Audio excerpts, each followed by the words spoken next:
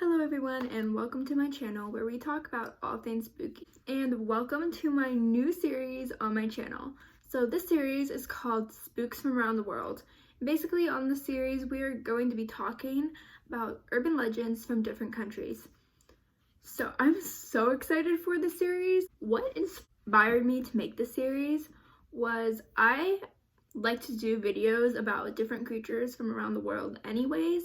And I decided, hey, why not just devote a video to a country? So I'm so excited to finally bring to you guys. This series is not going to be back to back because there are so many countries in the world and I want to get to most of them. So I decided that I'm going to make a video for this series every once in a while. I decided to start this series off with Japan. I want to start this series off with Japan because Japan has a lot of urban legends.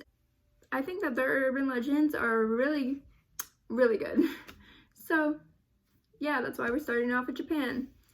So let's get into the video. Honestly, I have no idea how to pronounce some of these names and I don't want to butcher the name at all. So I'm just gonna put the name on screen and tell you the English version of it.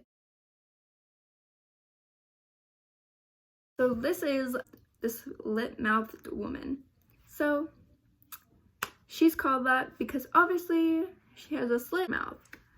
She wears a mask. That's actually pretty common in Japan, especially during flu months.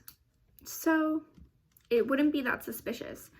The slit-mouthed woman is mostly seen in Japanese cities and she targets people that are alone.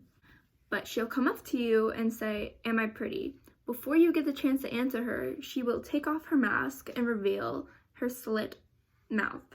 If you answer no, then she will take out a knife and cut your neck open. But if you answer yes, she will cut your mouth to make it look like hers. So, the only way to survive her is by saying something like, "You're decent," or "You look average," which will confuse her and give you more time to run away. So I think that she is a pretty scary woman and I would definitely never want to come across her. So the Teke was a young woman who ended up falling on a railroad track and a train came and her body was ripped in half. She's called a Teke because that's kind of the sound that she makes whenever she moves around, because she moves around on her elbows and just moves around like that, dragging her body on the ground. So she has no legs because they were cut off. And she's said to chase children around at dusk, and again, if she catches up to them, she likes to make them into one of her own and cut off below their torso. So all they have is up. So again, I would never want to come across her. The next story we have is Cowhead. So the Cowhead is an interesting story because this urban legend is about how you can never tell this story. Nobody knows what the Cowhead story really is because it is said to be the scariest story in the world.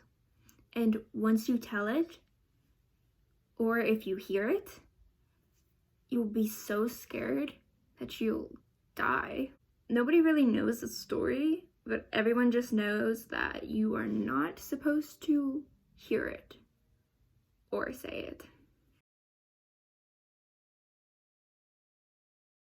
The next story is about Hiko Son. I think that's how you say it. So she's said to haunt the girls' bathroom. This story is actually very popular among young children, and so many kids around 20 years ago had a story about her. Maybe made up or not. Children were too scared to use the bathroom, so they would pee themselves because they were too scared to come across this woman. So many kids were too scared to use the bathroom that they ended up having to take groups at a time. So the class would have a bathroom break when everyone would go to the bathroom, and the teacher would have to bring them in. Yeah, people were that scared of her. The next story that we are talking about, in English, it translates to 8 feet tall. I've actually heard this story before, but I heard like a simpler version. So whenever I was coming across the story on the internet, I was like, oh, there's more to it than what I knew. So basically, 8 feet tall is a woman who is 8 feet tall. She goes around making a po, po, po noise. And she again goes after children. She wears a long hat, which makes her appear even taller than she already is. Children can see the monster and adults can't, but adults can see the effect that she is causing on a child, and they can hear her tapping. If you ever see her, you must be locked in your room alone. Have a bowl of rice around all 4 corners. You must lock the door. She will try to get you to unlock the door by sounding like someone you know. For example, it sounds like your dad saying, "Sweetie, let me in. I want to comfort you." But then you turn around and notice that all the rice has turned pitch black. And after that night, if you survived, you must leave the country of Japan and never return, or else she might find you. So I really like that. I am very interested in that story. I think it's very spooky, and yeah. It is said that there was once a blind man. One time this blind man was attacked by robbers, and as he was dying, he said that he wished he had eyes on the palms of his hands so that he could see who did this to him. Well, he was a very angry spirit. Since his death was so awful and so torturous, he became eyes on hands. He searches villages to see who did this to him. But since he was blind, whenever he died, he never saw the victims' faces. So he just kills whoever he comes across.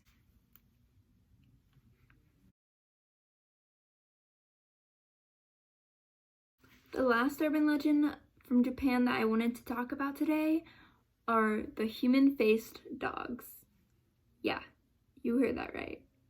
Human-faced dogs. What's very interesting about the human-faced dogs is they have been a part of Japanese folklore for hundreds of years. So many people have stories about them, to the point where a lot of people in Japan actually believe that the human-faced dogs are real. The human-faced dogs aren't known to kill people, but instead they say the most random things. Commonly, they say, "Don't look at me," or "Leave me alone," or "Mind your own business." Yeah. The human-faced dogs are believed to be a bad omen by some people. There have been so many car accidents where people have claimed that the reason that they have crashed into someone was because of a human-faced dog. People say that the human-faced dogs are victims of traffic accidents who have been reincarnated as dogs. Others say the human-faced dogs are dogs that are possessed by evil spirits, and some even believe that these dogs were created in experiments and the dogs got loose. So what do you think about these dogs? Anyways, that's it for today's video. There are so many urban legends that I could do for Japan that this video is definitely not enough. Like, there are so many that I could do. But for now, that's it. I hope you guys enjoyed this video and that you'll enjoy this series. Comment down below if you have a country that you want me to do. And I will see you guys in my next video. Bye!